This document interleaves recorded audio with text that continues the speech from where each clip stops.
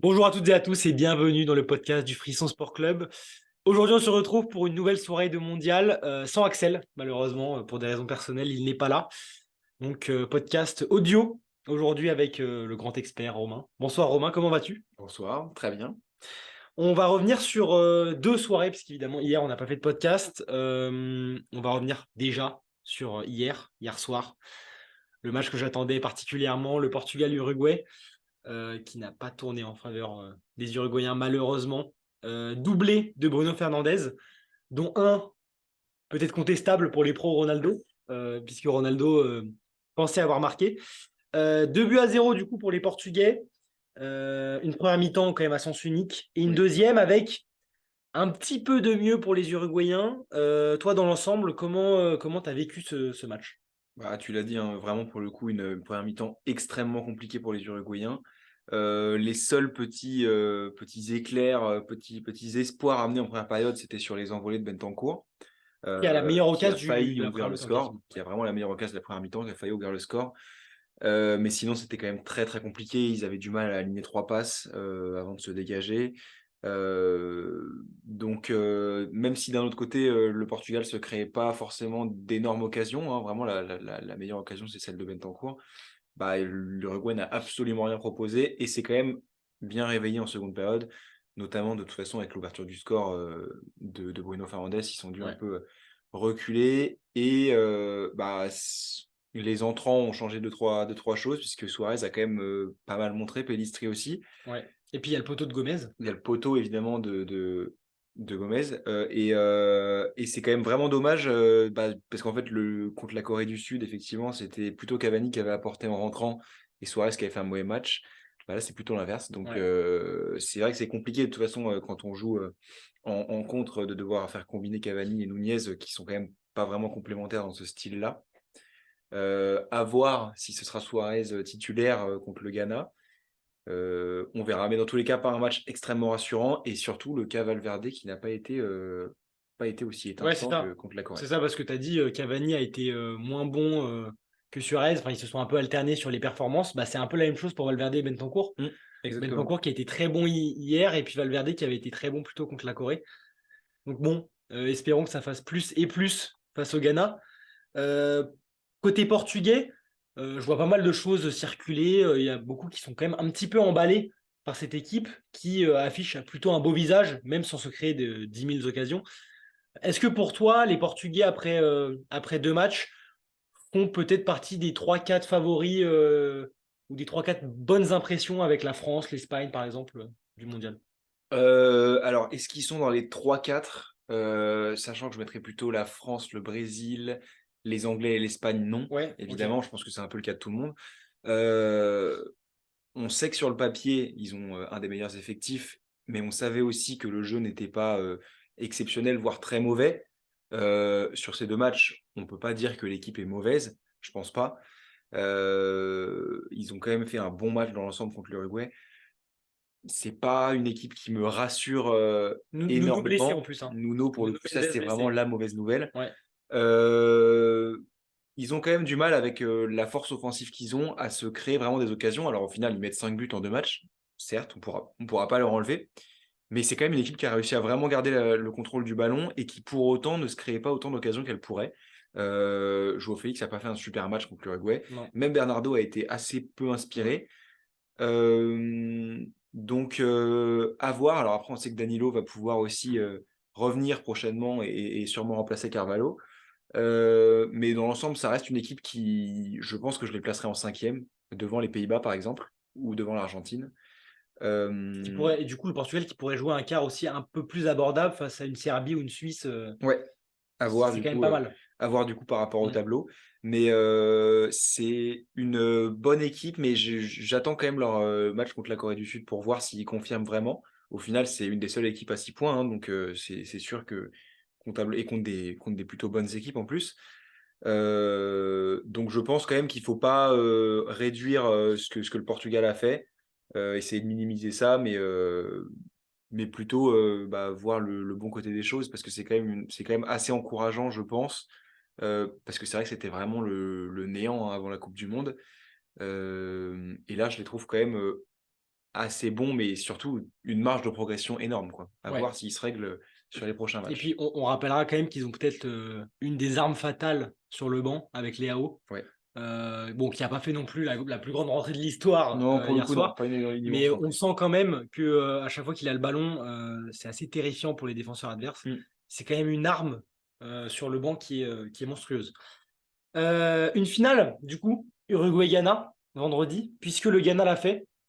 Le Ghana qui menait 2-0 un petit peu contre le cours du jeu. La Corée qui, au final, réussit grâce à un doublé de Cho à revenir dans le match à 2 buts partout. Et puis au final, grâce à un doublé de Kudus, le joueur de l'Ajax, le Ghana qui gagne 3-2. Exceptionnelle quand même performance au niveau comptable pour le Ghana qui se place à la 2e position. Du coup, l'Uruguay va devoir battre cette équipe du Ghana pour passer. Des Ghanéens quand même impressionnants de force mentale, on peut dire. Ouais, on peut dire, mais de toute façon, tu l'as dit, la Corée avait vraiment bien commencé le match. Pour le coup, l'ouverture du score, c'est complètement contre le cours du jeu. Et puis ensuite, ça les a complètement enflammés. Donc 2-0 pour le Ghana et la Corée qui piétinait un peu, hein, en deuxième mi-temps. On voyait mal comment ils allaient pouvoir revenir. Le Ghana semblait maîtriser. Et ensuite, sur 2 centres, Cho qui vient mettre son doublé. Et là, le match, à partir de là, s'est complètement enflammé. Ouais. 3-2 pour le Ghana et en fin de match, mais alors, sur les 15 dernières minutes, j'ai rarement vu une fin de match autant, c'était Ouais, c'était irrespirable, fou, quoi. c'était fou. Bah, C'était déjà, fou. le coach de la Corée s'est même fait exclure à la fin. Le coach de la Corée s'est Mais fait exclure, mais la Corée, moi, j'ai été ultra impressionné par la gestion, même s'ils marquent pas au final, mais de ces 15 dernières minutes. Parce que on sait, hein, et de toute façon, on pourra en reparler juste après avec ce que vient de faire l'Iran.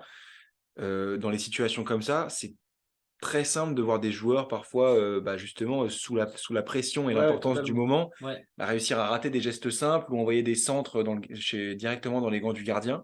Là, ils envoyaient des centres toujours d'une justesse assez Ouais. impressionnante. Ensuite, après la perte de balle, directement, ils arrivaient à bien la récupérer, à vraiment faire les bons choix pour pouvoir se mettre en bonne position de centre. Et pourtant, ça n'a pas craqué les Ghanéens qui vraiment, voilà, c'était en mode baroud d'honneur, hein, que des dégagements pour essayer de se défaire de la situation et qui ont réussi à tenir et à aller chercher cette victoire. Ça va être mission impossible pour la Corée et le Ghana va s'offrir une finale de prestige en partant en plus, Ouais. de manière comptable, ils vont partir qualifiés. Ouais, et puis j'ai peur, moi, du karma de 2010. Donc, Et ouais, en ça va être un plus. match hyper tendu, hein. Ah ouais, les mecs, Sûrement un match fermé. Parce que là, les deux équipes vont vouloir essayer sûrement de gagner du temps, surtout les Ghanéens, mais même l'Uruguay, je pense, hein. Je pense qu'ils vont essayer de jouer sur un petit but. Bon, on verra. Mais du coup, les Portugais qualifiés. Une des équipes qualifiées. Une autre équipe qui s'est qualifiée hier, c'est le Brésil. Le Brésil sans Neymar. On attendait un petit peu de voir la composition d'équipe. Au final, il a juste remis Paqueta un peu plus haut, qu'il a sorti à la mi-temps pour mettre Rodrigo, ça c'était un ce choix qui un peu était étrange. assez étonnant puisque Paqueta était plutôt bon dans les transitions. Le Brésil qui gagne sur le plus petit des scores à la 83e grâce à un but exceptionnel de Casemiro. Mais les Suisses qui tenaient plutôt bien jusque-là, il y a eu quelques occasions quand même, hein, du Brésil qui dominait un petit peu. Est-ce que toi, le Brésil, t'a rassuré? On sait quand même, ils jouent Serbie-Suisse, c'est quand même pas des petites équipes. Est-ce que pour toi, le Brésil est un beau Brésil pour l'instant? Oui, clairement. Pour moi, vraiment, je vois que certains ont un peu tenté c'est sûr que les 2 matchs, ils les gagnent au final, contre la Serbie, l'ouverture du score vient tard. Contre la Suisse, elle vient encore plus Encore plus tard, tard, ouais. mais ils ne concèdent pas un tir cadré sur les 2 matchs. J'ai trouvé que la Suisse était vraiment très bonne. Ils jouaient, alors j'ai trouvé qu'ils jouaient un peu avec la peur au ventre en première mi-temps, la peur Ouais, d'avancer vraiment, ouais. alors qu'ils proposaient beaucoup de choses. Hem Mbolo a fait beaucoup de mal, hein, Mbolo a fait beaucoup de mal. De toute façon, dans il était certaines là, transitions et tout. il Ouais. avait un match très, très compliqué parce que c'était souvent recevoir des longs ballons un peu à la manière, d'un Lukaku à Manchester United, par moment où il devait vraiment, se débrouiller tout seul et faire parler son Ouais. physique. Mais il a vraiment été bon et de manière générale, j'ai trouvé que la Suisse, collectivement était assez impressionnante pour s'amener vers le but. Mais une fois qu'on se rapprochait de la surface, là, c'est la défense de fer du Elle est Brésil monstrueuse. qui a été exceptionnelle, Thiago et Silva, homme du match, hein, on peut dire on quasiment. peut quasiment le dire. Donc voilà, ils prennent pas un tir cadré sur les 2 matchs. On sait que pour gagner une Coupe du Monde, ça passe par une fiabilité défensive presque plus qu'une une grande force offensive. Donc là, moi, ce Brésil me rassure totalement. Je pense que j'aurais dit pareil, même sans le but exceptionnel de Casemiro. Vraiment, défensivement, c'est là qu'ils sont le plus impressionnants. Et donc, ça craque au bout d'un moment. Cruel pour la Suisse parce que le point du nul aurait été très bon à aller chercher. Mais ça offrira une petite finale également entre la Suisse et le Cameroun. Ouais. Non, entre la Suisse et la Serbie Entre la plutôt. Suisse et la Serbie, pardon. Ouais, Je dis. parce que bon, pour le Cameroun, Pour le Cameroun, tu seras contre le Brésil, ça va être très ça va dur. être compliqué. Entre la Suisse et la Serbie, ouais. Mais le Cameroun, ouais, bon, ça va être très compliqué, on le sait, ils vont jouer le Brésil. Un Brésil qui est déjà qualifié, donc bon, on verra, mais je pense que le Brésil va le jouer à fond. Mais les Camerounais qui peuvent encore potentiellement y croire, puisque les Serbes ont fait l'exploit, et on peut dire, hein, c'est un exploit des Serbes, de ne pas gagner face à cette équipe du Cameroun. Le Cameroun qui menait 1-0, mais qui après a pris l'eau, on peut le dire, face à la Serbie. 3-1 pour la Serbie. Et puis là, c'est un récital. Aboubacar qui pose, enfin qui rentre déjà en jeu Ouais. et qui pose plusieurs classiques, dont ce but, cette louche exceptionnelle. Et puis cette passe décisive pour Choupo-Moting. Au final, ça fait 3-3. On se demande encore comment la Serbie peut ne pas gagner ce match, parce qu'ils auraient pu mettre 5-6 buts. Mais il faut quand même louer la résilience des Camerounais qui reste quand même dans ce mondial pour l'instant avec un Aboubacar Ouais, dingue. c'était assez fou. Ma théorie sur Aboubacar, c'est que je pense qu'il se croyait hors jeu, sinon il n'aurait jamais tenté ça. J'arrive pas à croire comment il aurait Ouais. pu tenter ça. Pour moi, il se pensait hors jeu. Déjà, le crochet avant la louche est Et dingue. déjà très risqué. Et la Et puis louche la louche est exceptionnelle. pleine de nonchalance à la Dimitar Berbatov. Ouais. C'est un match, tu l'as dit, hein, la Serbie doit gagner 100 fois. Mais bah, on a l'impression qu'ils ne voulaient pas gagner offensivement, alors que Il y avait dès des qu'ils avaient le espaces. ballon, il y avait des espaces mais monstrueux. Ouais. Et ils osaient pas, ou alors ils tricotaient sans vouloir vraiment marquer. Ils mettent un super troisième but de Mitrovic, qui pour le coup, lui, aura beaucoup raté dans ce match, qui avait fait un super enchaînement pour trouver le poteau en première période, mais après qui a beaucoup raté.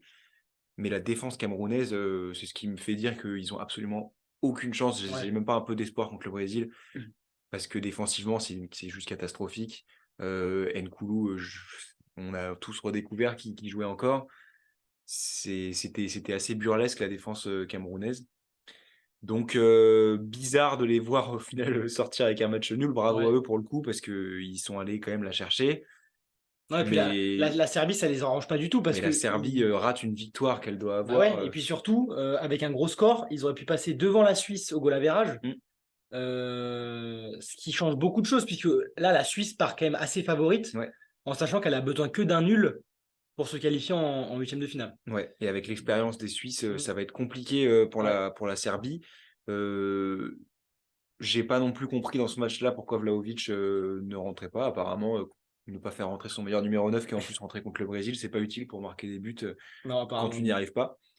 Donc bah, ça nous fera ouais. une super finale, un Très petit tendu. remake du groupe de 2018 où la Suisse s'était imposée avec le fameux Zègle albanais que Xhaka et Shaqiri avaient pu faire comme célébration. On va voir si ça va être aussi chaud vendredi, je crois que c'est vendredi. Oui, Et bon, à voir, mais une nouvelle finale de groupe qui promet. totalement. On passe au match d'aujourd'hui. Alors, évidemment, là, on passe aux troisième journée. Donc, comme vous le savez, hein, parce que ceux qui nous écoutent, je pense, sont quand même des fans de football. Deux matchs à 16h, deux matchs à 20h, donc plus compliqué de suivre assidûment deux matchs. Donc, évidemment, à 16h, on a choisi l'Équateur-Sénégal, c'était la finale. Les Pays-Bas déjà qualifiés, qui finissent avec 7 points. Donc, Pays-Bas premier.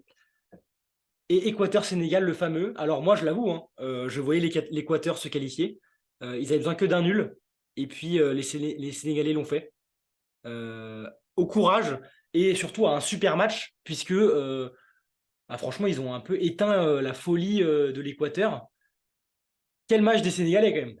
Quel match, et ça me rend hyper heureux parce que ceux qui ont écouté les pronostics d'avant Coupe du Monde savent que je les voyais sortir de leur groupe, même finir premier avant Ouais. quand Sadio Mané n'était pas encore blessé. Ils sortent et quelle impression ils laissent franchement, parce que c'était un match vraiment encourageant contre les Pays-Bas qu'ils arrivent finalement à perdre. Ils gagnent sans être extrêmement convaincants contre le Qatar, et là bah, le match référence pour l'instant de cette Coupe du Monde pour eux. Ils ont été juste énormes. Leur première mi-temps est parfaite. Ils marquent sur au final un penalty juste avant la mi-temps, mais ils devraient mener peut-être 3-0 à la mi-temps tellement ils ont été impressionnants. Et défensivement aussi. Je me suis dit, c'est pas possible, ça va. Parce qu'ils commençaient effectivement à reculer. Égalisation de Caicedo et juste derrière, le patron. Je l'avais mis dans les joueurs à suivre. Ouais, le symbole. Il est juste énorme dans cette Coupe du Monde. Kalidou Koulibaly qui marque son premier but pour la sélection sénégalaise. À quel moment? Et ensuite, ils ont vraiment maîtrisé, alors que l'Équateur acculait Se devait vraiment, de pousser. Hein. se devait de pousser et acculait vraiment les Sénégalais. Ils ont réussi à tenir sans concéder d'énormes occasions sur ces dernières minutes. Donc, ils ont vraiment été énormes. Super match des Sénégalais qui vont donc rencontrer l'Angleterre dans un 8e. Exactement. Où ils ont rien à perdre. Non, mais alors ça va être un match exceptionnel, je pense. Moi, j'ai hâte de ce match. J'ai vraiment hâte de ce match parce qu'ils ont vraiment un coup à jouer. Donc voilà, pour le coup, j'ai vraiment hâte et je suis hyper content pour le Sénégal qui sort de poule pour la première fois depuis 2002 dans la fameuse poule de la France. Exactement. Juste pour souligner, parce qu'on n'a pas vu le match, on va dire, de manière très assidue de l'Angleterre. Comme tu l'as dit, l'Angleterre finit premier de sa poule avec 7 points. Juste souligner que offensivement, l'Angleterre, ça peut quand même être très fort. On le voit, il a sorti Sterling, Mount, Saka, les 3 titulaires devant pour juste laisser Kane. Au final, il met Rashford, Foden, les remplaçants. Doublé de Rashford, but de Foden. Bon, ça fait quand même un peu peur à beaucoup d'équipes. Offensivement, ils ont une armada exceptionnelle. Et puis encore un clean sheet. Après le clean sheet face aux États-Unis, le 0-0. Mais on voit que défensivement, les Anglais, ils sont aussi solides. Tu me diras, le Pays de Galles n'est pas non plus une équipe la plus effrayante. Pays de Galles qui finit à 1 point dans cette poule. Assez terrible. Mais bon, voilà. Armada offensif qui fait peur. Hein, Armada offensive qui fait peur. Et puis défensivement, tu l'as dit, contre l'Iran, en plus, même en prenant 2 buts, c'est un peu, paradoxalement, ils avaient quand même été assez bons. Bon, ce soir, au final, ça aura mis du temps. 3 mi-temps de suite sans marquer quand même, il faut le dire, avec le match contre les États-Unis. Tous des blocs sur un coup franc de Rashford, donc comme quoi c'était quand même assez poussif. Ouais, coup franc. Et puis ensuite ça s'enchaîne. Du coup, j'ai pu voir le but de Foden, ce que fait Harry Kane, c'est absolument merveilleux. Le centre à ras de terre trop fort pour que le gardien puisse intervenir, Foden qui la met, et puis Rashford en confiance. Et les 2 buts de Rashford, coup franc. Et la deuxième, il y va tout seul. Bon, le gardien n'est pas le gardien entre celui qui a assassiné l'Iranien et celui qui nous fait ça sur le doublé de Rashford. Bon. Et donc, ils n'ont pas Ederson et Alisson. Quoi. Les Gallois qui, pour moi, sont dans le top 3 des pires équipes de cette Coupe du Monde. Peut-être avec le Qatar, aujourd'hui en tout cas. J'aurais même pas forcément mis le Qatar. Même pas forcément, non. Okay. Mais c'est vrai que là, sur les 3 matchs, parce qu'eux, ils ont fait leurs 3 matchs, le Pays de Galles, c'est vrai que c'est. Moi, j'aurais sûrement mis Pays de Galles, Mexique, et puis en troisième équipe, il faut réfléchir. Ouais.